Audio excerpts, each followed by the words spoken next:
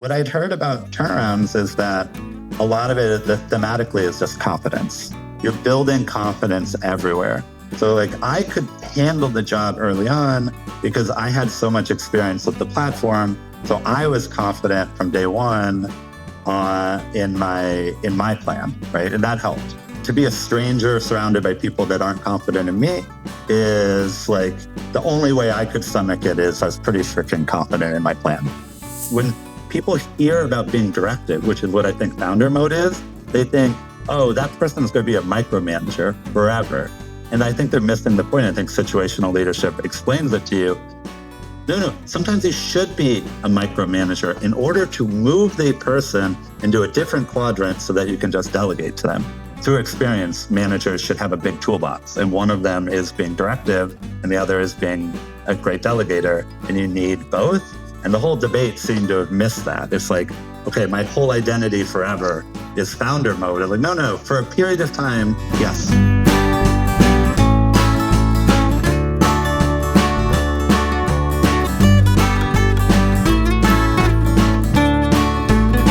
Well, I'm super excited to have Tony Stubblebine here with us. Tony is the CEO of Medium. He's had an incredible career in startups, starting his own, being a founder, being what I would consider a professional manager today. So, Tony, do you want to give us a brief introduction to kick things off? Who am I? I'm the second CEO of Medium. I think that's what has put me on people's radar again. I've had a long career in tech, first as a programmer. And I think an okay one. I wrote a programming book back in the day. And so I usually would describe myself as an operator. I've done all of the pieces of a company nearly. And before being a founder and then being the replacement CEO at a notable struggling startup that we've done a good job of turning around. Who was the guy who was CEO before you? Yeah, Evan Williams, who's been my boss 2 times.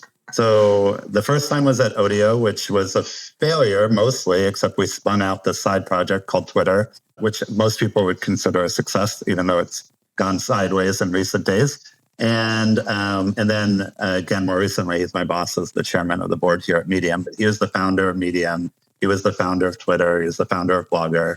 Yeah, just has done more for online publishing than I think anyone on the planet.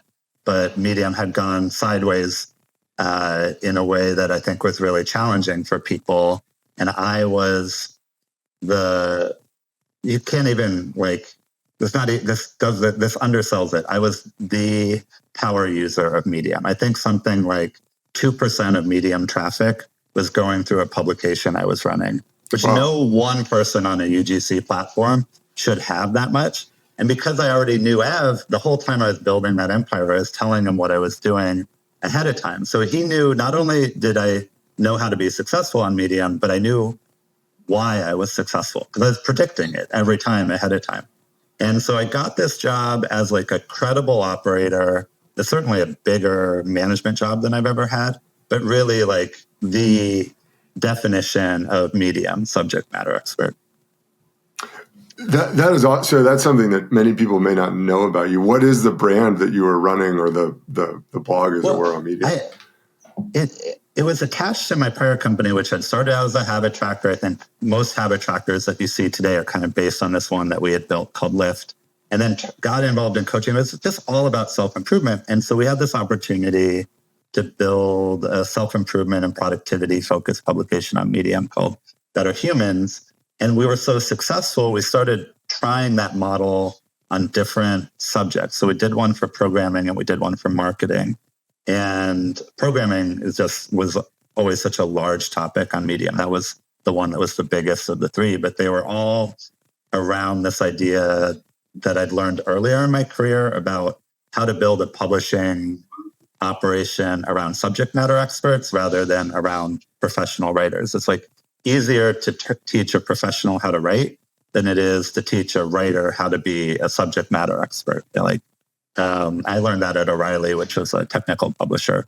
So it was all hear from a personal trainer, or hear from a software engineer or a software engineering manager, or hear from an actual marketer, their advice on how to do something and learn from them that way.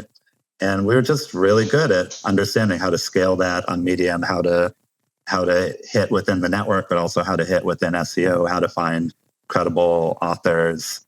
And I was surprised myself even by how big that got. I mean, I think it's interesting that like being a good operator is much more transferable than people realize. They do over rotate on subject matter expertise, but if you can find the insight and build the audience, right, and then you can go apply that to something else, and sure, even if it's a new thing. I mean, one of the things I did rock climbing at Exum Guides, and they were saying same thing. Like, it's much easier to teach a great climber how to guide people than it is to teach a guide how to be a great climber. So they look for the great climbers and then invite them to come learn how to guide.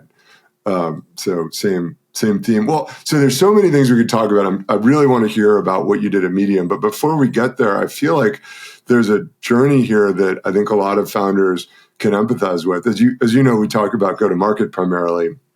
Audio was a big deal. And I think looking back on it, if you look at TechCrunch at like how much they raised and stuff, it doesn't seem like a big deal, but the numbers had like 3 less zeros back then. Like raising $1 million seed round was a huge seed round. Like that was, and so Audio was one of like the big startups. Can you just talk a little bit about that journey and like what went right, what went wrong? Sure. So Audio is a podcast directory in 2005-ish. And this was before podcasting was like sort of adopted and embraced by Apple. So podcast pre iPod podcast, like pre-iPhone. Right. And I think what people miss, this is like a go-to-market insight, I think, is people missed what makes something worthy of hype. And so in hindsight, what I think happened is the press thought they missed the boat on blogging. Like they were too late to understand the power of blogging. So Evan Williams had founded Blogger already. It had been a big deal there. But now he goes to podcasting and everyone's like, we don't want to miss the boat. So now all of a sudden they're talking as if podcasting is a big deal. But we know through the benefit of history, podcasting wasn't going to be a big deal for another 10 years. So we were just inherently way too early. And the press was too early because they were over rotating on this myth that they had earlier. There's just too much hype for podcasting for what it was in that moment. 2005 was the beginning of the Web 2.0 era, where all of these entrepreneurs were showing a different way to build kind of beautiful web apps, right? And there's a huge explosion of them because of Ruby on Rails, and we were a Ruby on Rails shop. And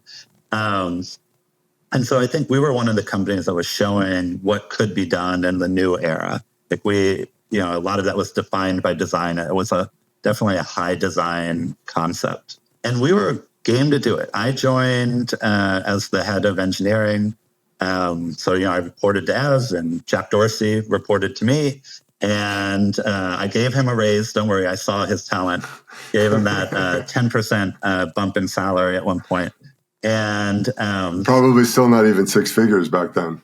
Totally, it's amazing. But I do think I'm his last boss, and that's just to me that blows my mind. I had no idea he would become who he would become. I gave him a raise because he's a really good engineer, and it was fun to work with him. But no one thought, oh, he's going to be like a titan of industry. You can't see that stuff that early sometimes, and. So anyways, we were all gung-ho to do it. And then out of the blue, Apple launched a podcast directory and we just realized we were dead.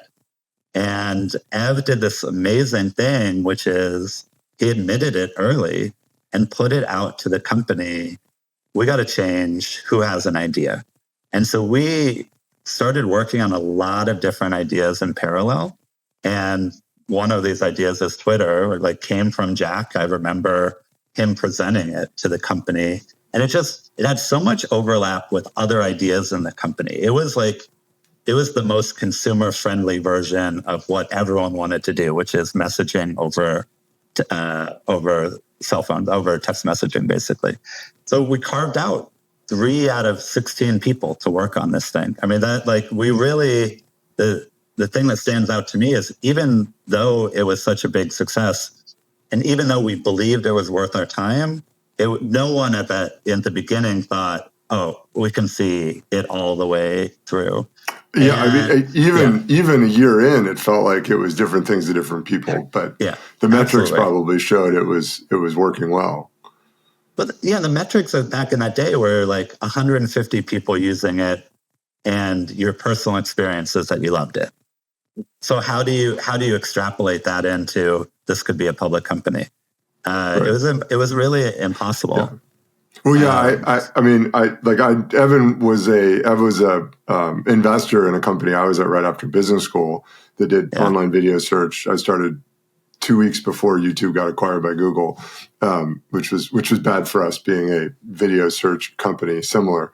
But it was, it was funny after that kind of wound down. Somebody's like, "Oh, you should call Ev and see if you could work at Twitter." And I was like, "Oh, it's too late. Like it's already 45 people. Like I think I want to go to like a real, an early stage startup." So, yeah, it's the curse of my career is just calling stuff way too, too early. just too early, like you Yeah, said about audio. But I think that that it's hard for people to remember. Like 150 users back then, like there was no iPhone, right? Even 150 users today. People say get your first 100 users and see how they use your product, right? Like back then, that was actually it wasn't a business yet, but it was like, oh, yeah, that's a lot of people.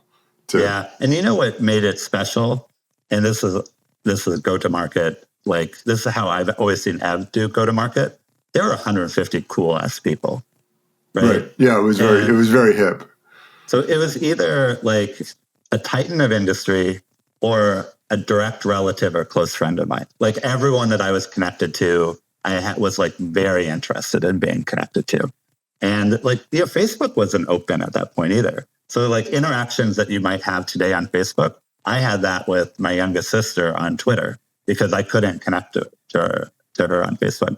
But so it's like that density. Sometimes people tell you that when you're like get to 100 users, but it's like 100 users with a real density of passion for what you're doing, right?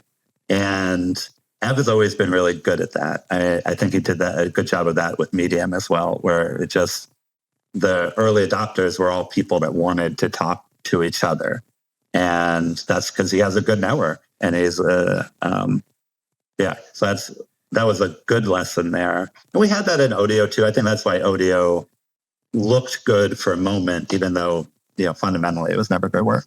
Well, yeah, I mean, so you say fundamentally it was never going to work. There's sort of this culture of like, oh, you've just got to figure it out, like stick with it. But I'm curious, like, was it never going to work because it wasn't a great idea? Was it an execution thing? Was it Apple just showed up and that was the end of it? Like, it sounds like you knew that when Apple stepped in with Apple Podcasts, like it was over. But I'm curious, like, was there anything you could have done or?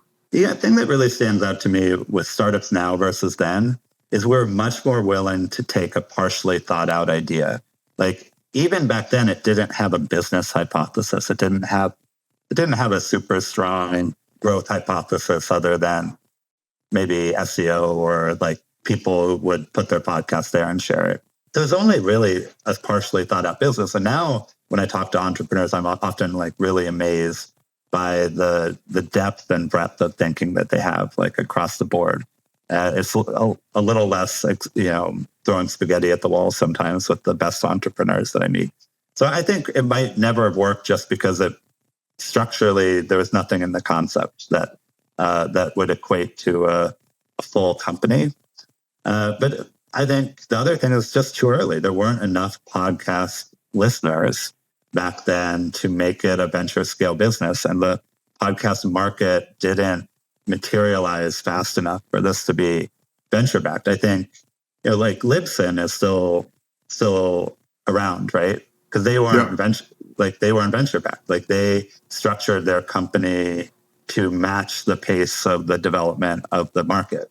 And so I think that's really the reason that Odeo never would have worked, even if Apple hadn't done anything, is, we were trying to go big or go home, and there's nothing big to do until, we're in the like mid 2010s, Right, well, I think a lot of people, I've seen this in other markets, like EV, and EV charging is a great example of like a market that gets a lot of hype, and then there just isn't actually a lot of there. And people forget that, like, you look at some of these AI companies and they really are growing like thousands of % and doing, whatever ChatGPT is doing, $1 billion, like some ridiculous amount of revenue over the last 2 or 3 years. It wasn't an overnight success, but like the growth is really there and the demand is really there. There are other markets for whatever reason, like AR is another example. Like there aren't enough devices out there. It's not, like people had all these great expectations, put billions of dollars into it. And then, if you bootstrapped, you could survive. That's a good example. And I feel like if I was an AR enthusiast, like that wanted to do an AR company right now, I still might wait. Like, because I don't think the venture scale companies in AR, if it are happening now, I think they're going to happen down the road, if ever, right? Well, mobile is, back, I was at UCLA for business school in the early 2000s. And, there was a lot of mobile in LA because a lot of it was ringtones. And as a media thing, there are a lot of, musicians and media people in LA. So it was viewed as this, everybody was like, oh, this year is going to be the year of mobile. This year is going to be the year of mobile. And really, like, I was a Tripit in 2010. And that's when it was like, oh, now it's happening. Like now you could see the growth. But up to like 2010, 2011, and even then, like the probably total universe of iPhone users and app downloads, was like a thousandth of what it is today, right? I mean, it's, so, you launch an app then. I remember like Nextdoor, like I had friends at Nextdoor and I was with another company and, you have a tile in the app store and it was like 1,000 to 5,000 downloads a day. I mean, I bet that same tile today is 50 to 100,000 downloads easily. But at some level, you could say we did make it work. Like we started a project, saw that we're headed in the wrong direction, changed direction, made a public company. Like it was that's an amazing experience, right? Yeah, no, that's a great way to put it. I think so many people, I was like this. I was super attached to making like my startup work because it seemed like it should work. And the more we tried to sell the stuff, the more it was clear that people didn't want what we were selling. The technology didn't quite do what it needed to do. And letting it go was super important in an ability to move on. So fast forward to today. So you were working on Better Humans, and then were asked to come into Medium. But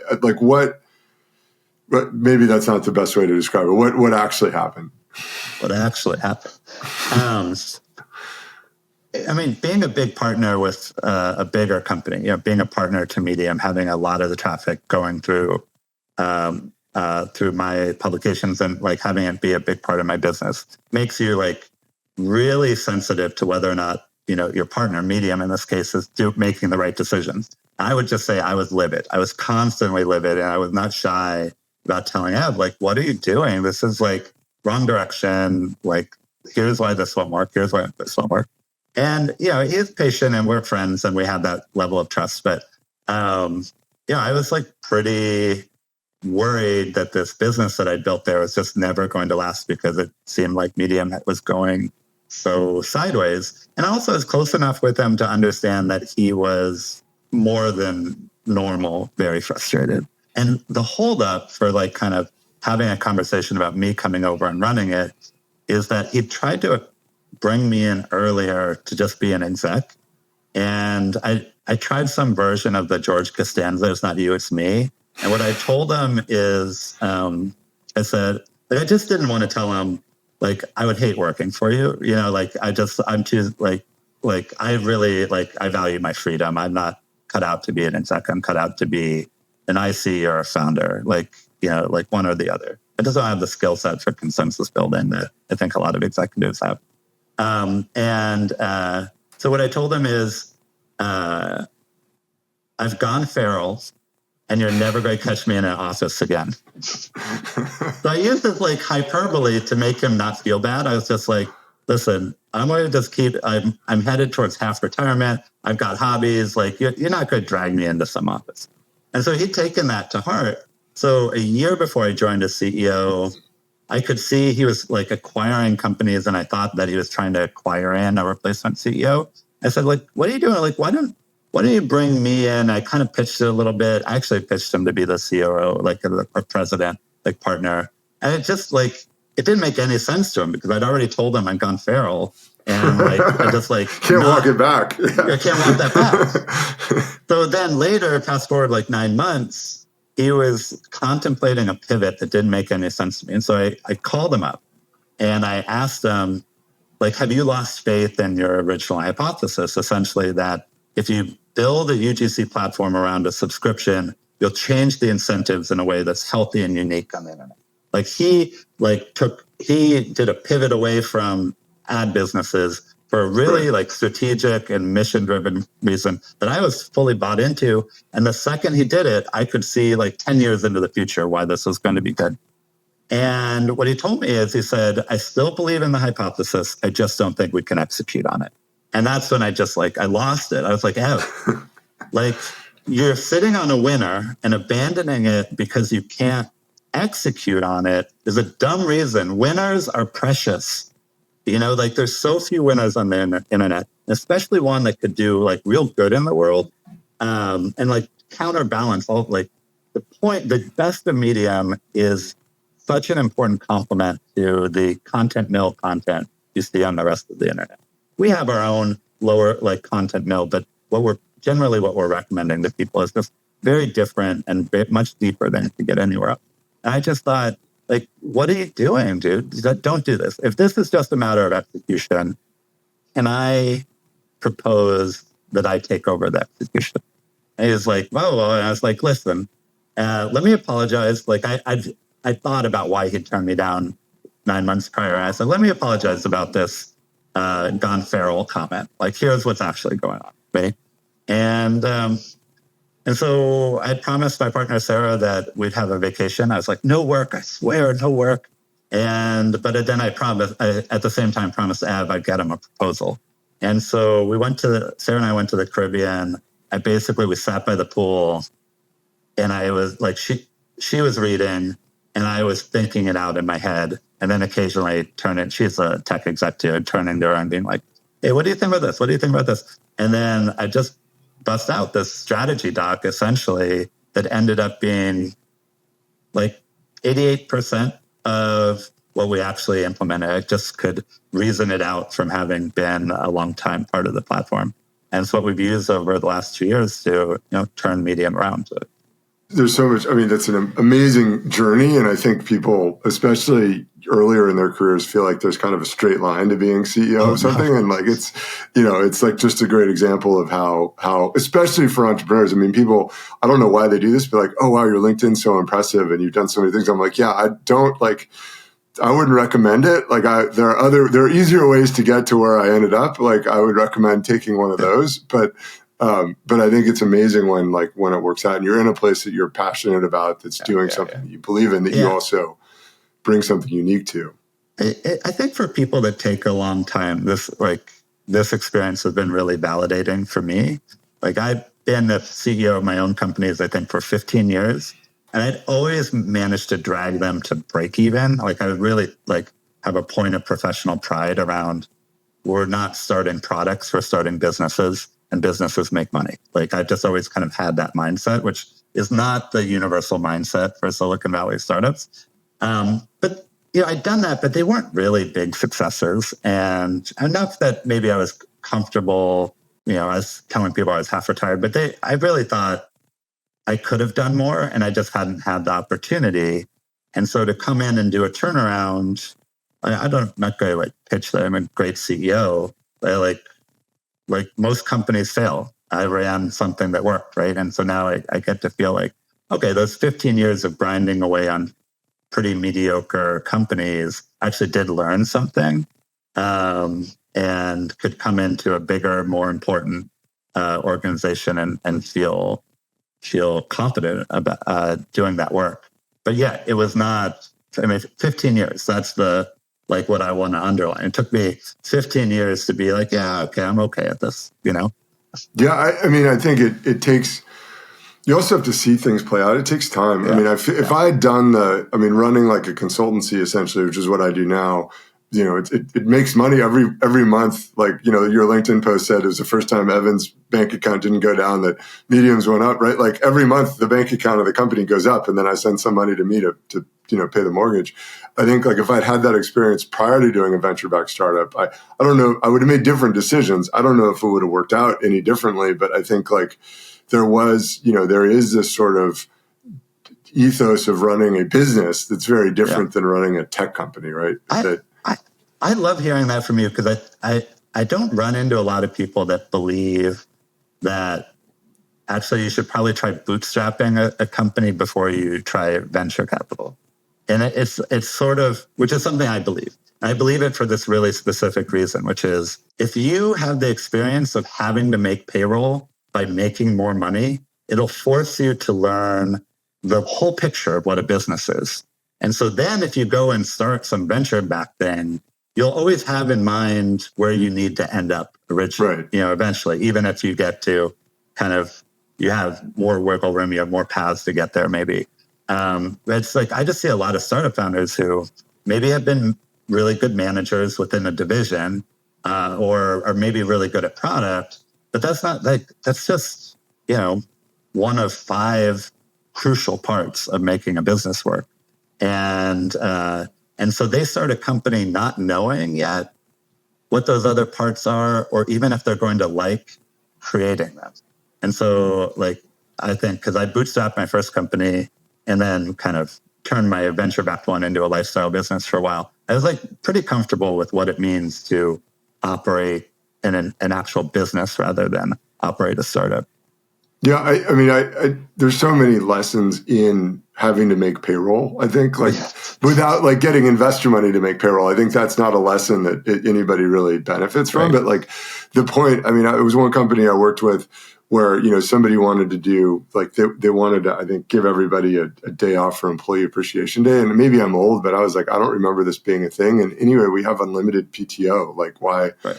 But do you know how much that costs the company? Like we're not making money, and you're going to give everybody just shut. Like if you run a company that actually has to make money to pay people, you're like, no, there's no free day off just because it's that. That isn't a thing. And I think it's hard. What's right? Like I don't know. They both could be right, but like I think if you put yourself in a position where you're always needing investor money, you can end up not getting more. I don't know what's right for other people, but that's why I called it a point of professional pride. As like for myself, I think we're building businesses, and so I have to think that way, and I have to try to make that actually happen. Well, and as you said, as a partner, right, with 2% of the traffic, like you want a company that's a going concern and not dependent on the its benefactor to continue to exist, right? There's a fundamental philosophical difference. Well, so let's talk a little bit about what you actually did at Medium, because you said you came in with the strategy doc and then it changed a little bit, but 12%, not very much. Like what from maybe go from like the high level of and there are so many things in Medium that I'm sure you'll hit on, but it's very purpose driven. It's clear who you're for and who you're not for, and I mean it's a competitive market now, which it wasn't quite in the beginning. So always right. It's interesting. I've never really seen a blogging platform stick around. It's like no one's had 20 years of ambition. So it's just always like temporarily a competitive market. I'm always unclear if it'll stay that way. I'm really hoping like we can put Medium in a position where it can keep its ambition for a long time. But the thing I think is so interesting about having done Medium versus having been part of Odeo is Odeo never would have worked no matter how well we executed. But Medium is the same product, same strategy, same idea. And it was operated in one way that wasn't working and in a different way that is working. Right. And so it's like how you don't get a clean A/B test of entrepreneurship very often. Right. It's like this way or this way. And what's cool also is I get to talk about it because Av already has this reputation as great ideas, not a great operator. Like people already think that about that. So I sort of had this like green light to say, I am operating Av's idea, and maybe mistakes were made, but like it's not ruining his reputation. It's still like created, most of what a lot of what we read on the internet like came because he made that happen. So I came in, and here's the problems, right? It was very expensive to operate. We were losing $2.6 million a month. How does that break down? I'm just as like an entrepreneur, it's like, okay, well, is it all AWS? Is it salaries? Is it we have a nice offsite every quarter? Well, now we do have offsites. We have the money to have 2 offsites a year. Offsites are surprisingly not that expensive. Like we do around $55 million a year in gross revenue right now, and the offsites cost us about $200,000 each. Yeah. So there was a time when Google took everybody skiing, and I could see how that would get a little pricey. We're on a tangent here, but I don't get that as an offsite. The offsite, especially if you run a remote company, that's like this special opportunity to do work in person that you can't get done remotely. I mean, these are easy costs for us because they're working meetings. It's work time. It's nice to have dinner together and there's bonding, but this is not go skiing. This is here are the difficult product challenges we have to work out while we're together. All right. So anyway, go back to the 2.6 million. Yeah. Yeah. Staffing, that hosting costs way fatter than they needed to be. I think we've pulled, I think we took them down from like 1.5 million a month to 800,000. Like we've cut without even making it a primary goal. It just, I gave the green light. Like while you're in there, if you can save money, do it. And we saved a ton of money there. And I bet you we could take another 300,000 out if we wanted to. So, we've been just cutting into our costs, and all of those are optimizations. It's like, when a company is flush with cash, they just let, giant tables accumulate that never get used. We had one recommendation system that I think got rewritten just because the technique changed, and it went from $100 a day to $10 a day. Wow. And it's just like that stuff. If you take the time, you can save a lot of money. There was a layoff. It's like, this is just a tough time, in the industry. Like, I know there's a lot of fear around being able to get a job again. But I think Medium was in a position where it's like, either we make this work as a business or everyone loses their job. And this is like, I think, very different position, I like to think, than the callousness of, hey, let's just let 10,000 people go, even though we're profitable. Right? It's just like, it's very different. Like this was life or death for us. So we did cut, while I was there, we cut staffing from 110 to 80 people, basically, as part of the cost savings. But mostly it was because people had jobs that weren't connected to a strategy that was connected to making it grow. And then the other thing that was really broken there is like when you're spending a lot of money, you want to get something for it, right? Right. So we were losing subscribers. So we're not even getting anything for this money. We're losing, like the company is getting worse for every dollar we spend, right? And is essentially that even though the purpose of the company is to incentivize a type of quality writing that doesn't exist anywhere else on the internet, we had instead incentivized a lot of clickbait and content mill content that was bad for our subscribers and actually wouldn't even exist on the internet if we didn't exist. But we're like making the world worse at great expense to us. And so, my mandate, which like is what I would have chosen too, is make the company profitable, make quality not embarrassing. And I think I'm not the only candidate for this job, but I think the reason I got it is because had such a good understanding from being a publisher on Medium and having come from O'Reilly about the kind of the underserved market of voices on the internet that are also incredibly high quality, and how we can make a platform that serves them, which is basically doers. Like most people with something interesting to say are too busy living to go build a mailing list. In a way, a mailing list is a counter indicator for how much, how interesting you are. But it takes time to go do something that you can talk about, right? So I come in and have no credibility, despite being from the platform. there's essentially no credibility because the person who picked me had just made mistake after mistake after mistake. So why am I any different, And what I'd heard about turnarounds is that a lot of it, thematically, is just confidence. You're building confidence everywhere. So like I could handle the job early on because I had so much experience with the platform. So I was confident from day one in my plan, right? And that helped. To be a stranger surrounded by people that aren't confident in me is like the only way I could stomach it is I was pretty freaking confident in my plan. Probably a lot of people have read the book, The First 90 Days. I read that book, and it's just like find your allies. And those are the people that will believe what you believe easily and can execute on it.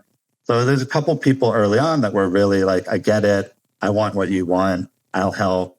A couple people we brought in early on that, and I think actually I would have brought them in earlier. I think there's sort of like some advice to, if you bring in your friends too early, you'll destroy trust. But I think it's the opposite. The thing that built trust was success. And so anything that brings that success forward is better. And I should have just said, I wish the key hires had come, like a month earlier or 2 months earlier. Because absolutely, I've been in this industry. 1 to 2 months isn't bad. I mean, not to dismiss the regret, but I've had founders say, I wish I hired product marketing 5 years earlier, right? Like some people miss it by like 3 to 5 years. So 1 to 2 months isn't, it isn't. So, I mean, it's still Here's time. how I would describe it. I think all CEOs are like constantly revisiting their decisions. How could I have done it better? And so I would say I will always we did a successful turnaround. Like Medium is just recently profitable, and we're not embarrassed with the quality. So both mandates achieved, right? And still more to do, but those are achieved. And it took 2 years, and I will spend the rest of my life wondering if I could have done it in 18 months. Right. But tautologically, you did your best, right? I think I did my job. The next time you get brought in to do a turnaround, maybe you'll do it in 18 months. But so you said not embarrassing. Like what you mean, the content, or like what's the content? Yeah. One of the things that's I think really interesting, with your approach in Medium specifically, is that you have values that you talked about, getting rid of the clickbait and stuff that are rooted in core values of the company, but are controversial, right? I mean, there are a lot of platforms out there that are just living off AI-generated content that might not exist without it. I mean, how did you articulate that and build the trust around, hey, we're going to kick all this stuff off? Was it easy? Yeah. Was it a difficult conversation? Like, how did that go? Like, incredibly hard. How did you get conviction yourself? And then how did you get other people to agree with you? Or did you just say, like, let's just do it and find out? Yeah, I think the interesting thing about values is I think there's definitely a spectrum in the industry, and we're on the side of the spectrum. We think values are important. And I don't even think of it as particularly high-minded. For me, it's more of a why bother? Like running a company is a ton of work. And the things that I want in life are actually not that expensive. And so like to do it just for money seems like a huge headache, and a waste of my life, right? I could be at home in my pool on a floaty smoking a cigar, right? I could already be doing that. And why would I work so hard just to have a bigger floaty, right? It just doesn't make sense to me. And so for me, there just always has to be some, like, how does the world get better if we do this? And which I thought was unique about Medium is that there was a congruency where everyone could win. Like you didn't have to have a loser. It's like the readers would win, the writers would win, the employees would win, and even the investors can win. So I already thought that me coming to it was pretty easy. It's essentially Ev did all the heavy lifting, which is the thing that makes him kind of amazing, is had kind of looked around the corner, written some strategy docs that made a lot of sense to me. And, I just had run with it. Then when we got here, I think really facing two things, which are like the hidden beliefs that everyone in the industry had, and then the beliefs that are specific to Medium. because of how much churn and pivoting we'd had. So the specific to Medium beliefs are a lot of like wait and see. Like, okay, there's this new idea, but is it going to pan out? Because all the other new ideas we've just walked away from, right? And so I think there's too much waiting for someone else to prove it to you, especially at the beginning. That's why I say like the turnaround normally is about building people's confidence. We had to build people's confidence that we're headed in the right direction. And yeah, some of that was just kind of brute force, find your allies, bring in your people, do it yourself, and say, like, we're just going to go in this other direction. I might tell you why, but it's not really going to matter whether or not you agree, because we're just going to do it and you're going to see at the end. But I think the hidden belief system for people who work on platforms is that attention is quality, and it just isn't. And the reason we're also we tend to be focused, like building a Twitter or whatnot, on attention is that it gives us the opportunity to show more ads, makes the business run. And so you kind of want to tell yourself, well, hey, if 1 million people read this, then their lives are better. And a lot of times it's just not true. 1 million people clicked on it and became misinformed, or 1 million people clicked on it, thought it was going to deliver, got to the end, and it didn't deliver, and now they're disappointed. For me, it's really obvious as a former editor, as someone who spent a lot of time in content, to just look at a piece of content and determine, like, was this good for the reader or not? I think a lot of people would rather not make that value judgment and just say, well, if it's popular, they must have liked it. Like, who am I to judge someone for liking eating at McDonald's? Like, that was a kind of a shorthand for this when I first got here. I was like, no, we're literally in the business of delivering food that is better than McDonald's, right? Like, that is our opinionated take, right? And yeah, I think there's some hesitation to that just across the board. People could kind of wrap their head around spelling and grammar as quality, but just like, what's good advice and what's not good advice, I think that was a bigger leap for some people here. And that's the mission transition that we had to go through as a team. As the CEO, how did you like actually affect that change? Like, was it, this is the strategy, let's go implement, right? Kick the bots off, or kick the AI generated content off? Or was it more ephemeral than that? Like, hey, we just want to have higher quality content, go figure out. When you're experienced, you've got a toolbox, and I think I probably used every tool in the toolbox. And I remember like a leadership retreat where this is what we talked about, and I tried a couple of different ways to get them to connect with it. But I think it's also, this is the part of the business that ended up with my own people in it, right? The head of curation was someone that had been an editor for me, someone I worked with for 20 years. And the PM who did the most to redo our recommendation system. Essentially, the thing we did for recommendations is that we inserted a signal from subject matter experts in the community. And so that's the whole community initiative. It's not just a recommendations initiative. It's, well, how do you source and manage these? And that person too was someone from my network. And I think, as like people call them like friends of mine, it's like, I have a lot of friends, right? I didn't bring all my friends in, right? I picked 2 of them because they're perfect for Medium. I think that actually is a lot of what tipped it, because I realized, like, I can set the strategy, I can do facilitation, I can say why, I can set direction, but I need like almost a pincer movement for a big change in an organization. We're only 75, 80 people. We've been in that range the whole time I've been here. And but I needed someone who could be in the weeds every day. And that combination, I think, made the change here. So let's go back to growth, because you got back to growth. I mean, obviously, I work a lot in GTM, and confidence is a big part of it. But tell me about, so when you're spending $2.6 million a month and shrinking. So how did you turn that into less than 2.6 and growing? This is what I was saying earlier about having a full theory of the company. Both of the companies that I had started before, I had no distribution or business model in mind. I was like, here's the product I want to build. I'll figure it out, right? But when I came to Medium, I think I had soured on that sort of wing it approach to entrepreneurship. And so I already had a growth model as part of it. And maybe the second document that I shared with the whole company was the growth funnel. Like, here's how we're going to think of it. And you could say like Medium's, like, to really oversimplify it, but this is almost actually effective. Medium's job is to put a paywall in front of a story that someone wants to read.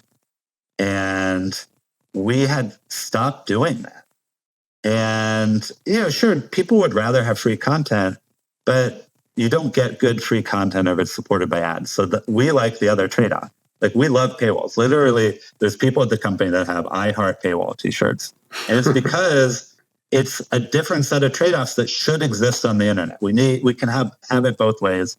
Our way is we use paywalls to create incentives that are around substance over attention. And we love that. And enough people have gone along, like, love it as well, that we have a real business. So I knew what my growth hypothesis was there.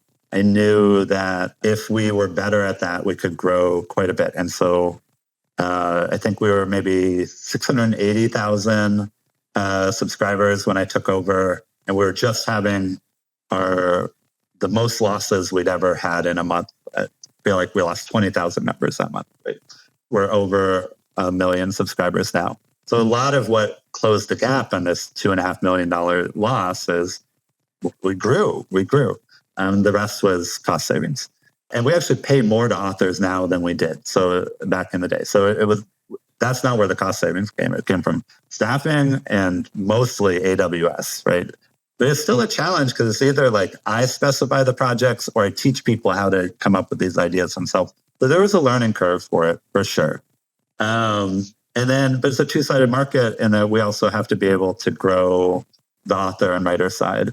And that one, I think, was much less spelled out on day one, but at least I was comfortable that there's a place in the market where we can sit that's very big, that's to the left of the creator economy and to the right of people that want a full website. So it's sort of Ghost and WordPress on one side, Substack, ConvertKit, MailChimp on the other, right? That middle ground, there's actually an incredible underserved market of writers that just want a simple place to put their writing that will bring an audience to them. And that's what we're doing. So I always knew that at least we're positioned, even if we didn't know all the mechanisms that would bring in new writers. That was a great transition to the competition, because I think you articulated this is where we fit, this is what we're not, which a lot of people are trying to do too many things, especially early on.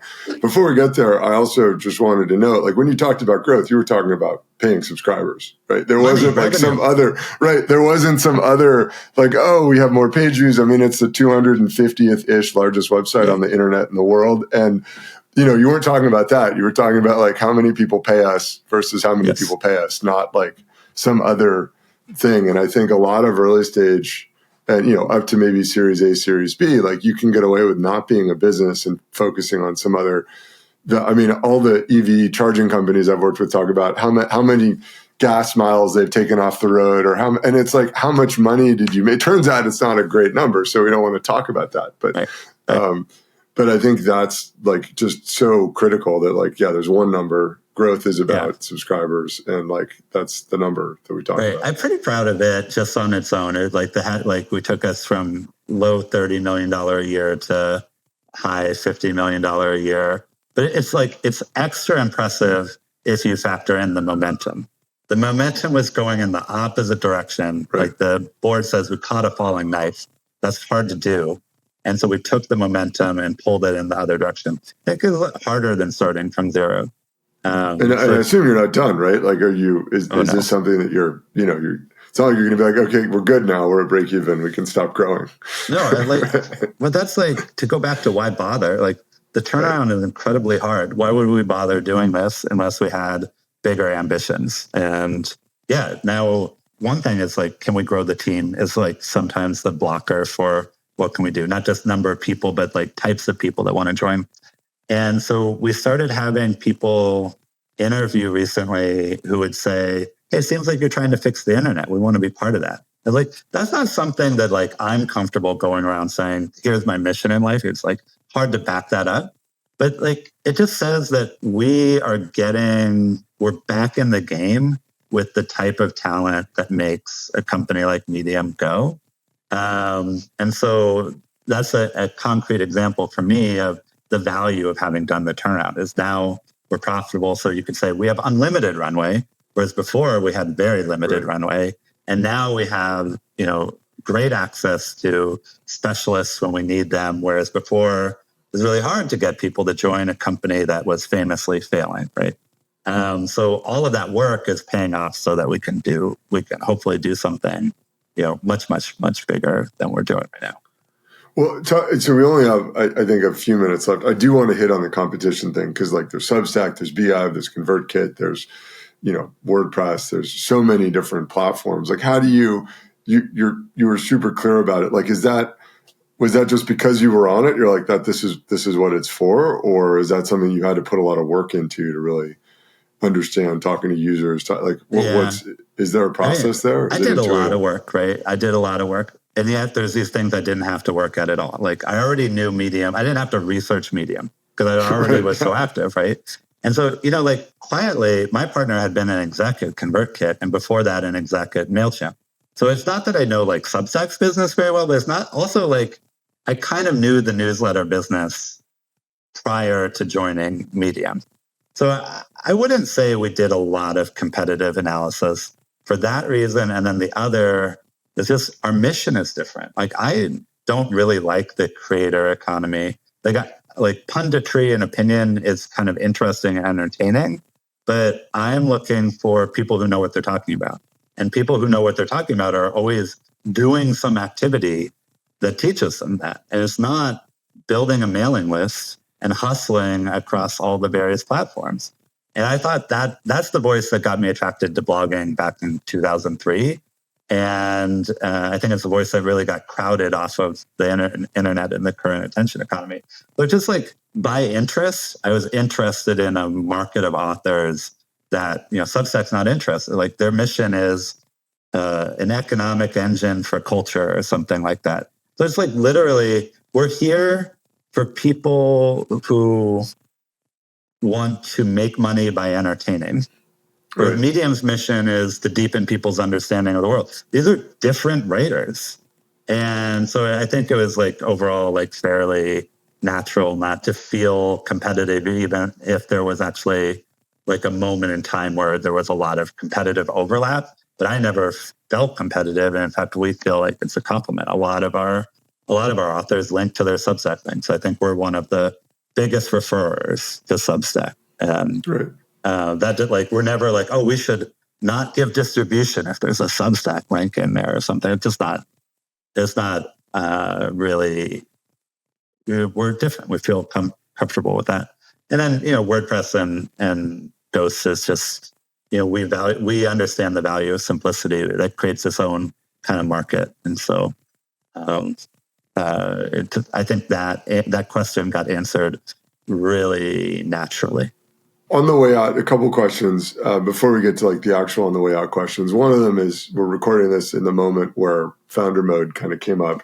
You are a founder, but right now you're actually not the founder. You're a professional CEO that got brought in to be a professional CEO. Mercenary. So yeah, you're one of these lying fakers that that ruin companies. So I'm curious, like how do you like? There's a bunch of founder mode that I think is great, although it's a lot easier on the internet to get attention for not liking founder mode. But I'm curious, like, where do you see like that kind of style? Is that your style because you were a founder, or are you more sort of on the delegate and pay attention? But yeah, I feel like a founder as a person because I'd been a founder for so often. I just sort of see myself that way. In terms of not even how other people perceive me, but just like I'm trying to build things on the internet that have never been seen. I wake up and I want that to happen. So I think kind of by personality, I'm more founder than manager. but you're the first person that's ever really like poked at it, even though I think about it a lot. Effectively, like there's a new era of Medium, and probably effectively I am the founder of it, right? I get to set the culture. It's like I'm working on Ev's assets. I'm using his strategy as the starting point, but I have my own vision for how the world is different. It's like there's a lot of ways his strategy could have gone. The way we've gone is the one that's like actually fairly personal to me, I think.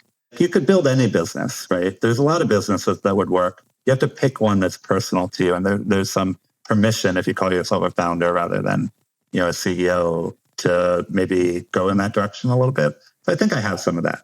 But I love it. I'm most interested in your question about founder mode, which is like all internet debates just completely oversimplified. And in fact, like this is almost like you could say that Paul Graham's superpower is to oversimplify something, right? And sometimes that's actually way more useful than the complex versions. Like what's more useful? The Paul Graham phrase, build something people want, or the lean startup book, right? It's the same thing, it turns out. Right. It's just one person is much more concise, right? Yeah. Eric Ries versus Paul Graham. And I've told that to Eric Ries's face. And he was like, there's something to it, actually. Because people misunderstand the lean startup book as much as they misunderstand Paul Graham. So sometimes the oversimplification kind of leads you in the right direction. Yeah, it leads to good conversations, I think. To good conversations, right. So I actually have a really specific answer that I've been giving to people here, which is that it's situational. And there's like, people are always trying to say, you're either a micromanager or you're a delegator, or like a lot of people in Silicon Valley gravitate towards servant leadership. And I probably misunderstand it, but it's like, to me, it's always this abdication of why we put experts in charge in the first place, right? Is not just to facilitate. It's so that their expertise can be transferred and leveraged for the whole team.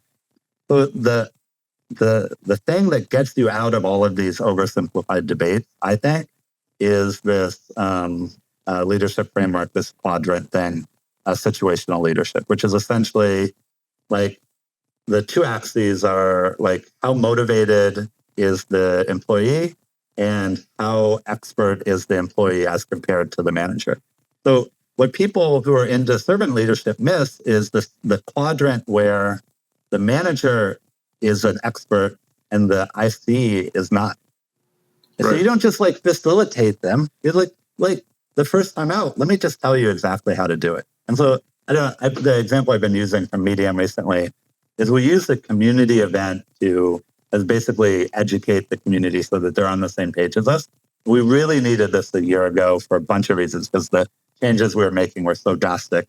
People needed to understand we weren't doing this casually. And no one in the company had ever run an online event. I've run a ton of events. I started a company in the event space. I'm a freaking expert in events. And I had written instructions for how to run an event that would be perfect for us. So I put the team on that and I gave them the instructions. Like you could not be more directive than that. It was like literally templates. Here's what to send the speakers. Here's what to ask of them. And here's why it works, blah, blah. Trust me, follow the directions. And they had to improvise a little bit, but it's like really, really direct. We ran a second event, a little bit rockier, but I wasn't involved because I had been directive the first time. Right. They learned their lessons in the second one. Then we ran a third event, just recently, and it was perfect. It was like one of the best run events I've ever seen. And like that is like when people hear about being directed, which is what I think founder mode is, they think, oh, that person's going to be a micromanager forever. And I think they're missing the point. I think situational leadership explains it to you. No. Sometimes you should be a micromanager in order to move the person into a different quadrant so that you can just delegate to them. Through experience, managers should have a big toolbox. And one of them is being directive and the other is being a great delegator. And you need both. And the whole debate seemed to have missed that. It's like, okay, my whole identity forever is founder mode. I'm like, no, for a period of time, yes, you probably need to be that directive. I mean, it's funny because I went back and listened to Chesky's interview, who inspired all this on Lenny's podcast, 9 months ago, 6 months ago, something. And it's actually much more nuanced. He was like, I was turning things around. Like it wasn't this like, oh, I just do whatever I want. And like, the professionals are idiots. It was more like lying fakers or whatever. It was more just like, I realized things weren't the kind of actually like the turnaround you talked about. Like we were putting all this effort in, not getting anything out. Like I was like, what's going on here? I think that, for me, I had this thing about micromanaging because, my dad and mom started a law firm. It's a big law firm. First off, I thought that was easy. I was like, oh, these services businesses, like you charge $500 an hour in the 90s. Like how hard is it to build a business doing that? But it's still hard. But I think that the thing that, he was always like very hands-on and would nag me as a kid.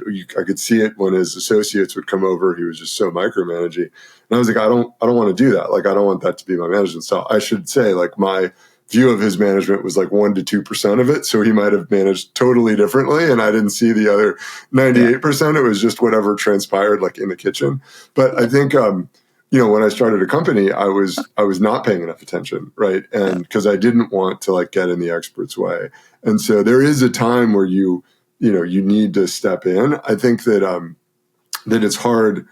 It's nice to have some justification of it, but I think that the whole founder mode idea might have led to a lot of the problems that Medium experienced because Ev was a kind of your classic founder and did things a certain way that may not have been the way a manager would do it. Like, and it's no knock on Ev. I think that founders get a much longer leash, and if they do good things with it, okay.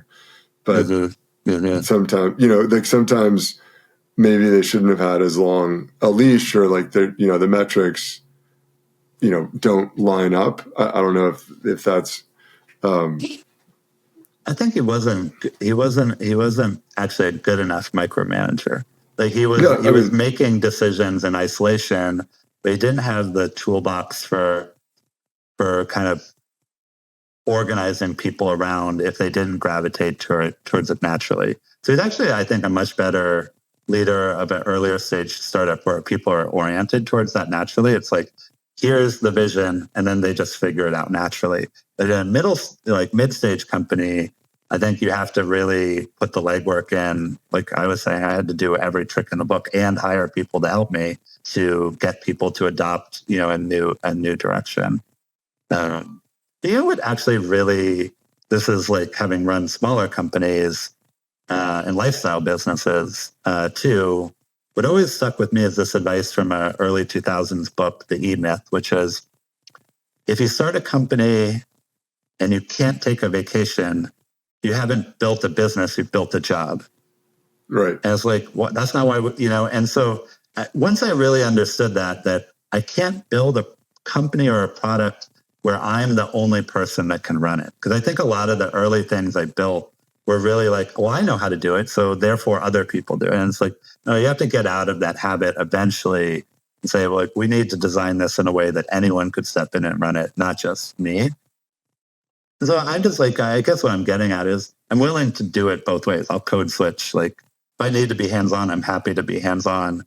But I also I value, I know what it is to have leisure time, and I know how to get it. If you kind of train your staff and give and facilitate it right and design the company in the right way, eventually doesn't require, hardly any hands-on time. Well, and as you said, right, it's context dependent. So doing something new nobody's done before, maybe more hands-on.